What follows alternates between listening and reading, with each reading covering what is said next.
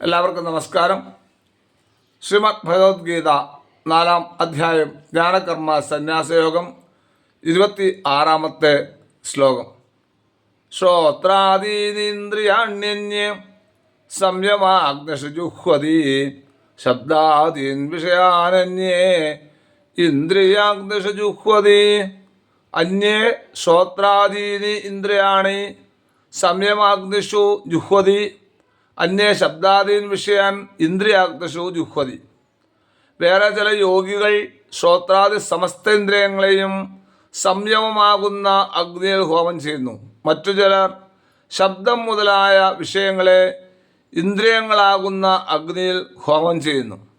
ശ്രോത്രാദീനിന്ദ്രിയാണ്യസ്യ സംയമാഗ്നിഷു ജുഹ്വതി ശബ്ദാദീൻ വിഷയാനന്യേ ഇന്ദ്രിയാഗ്നിഷു ജുഹ്വതി. നന്ദി, നമസ്കാരം.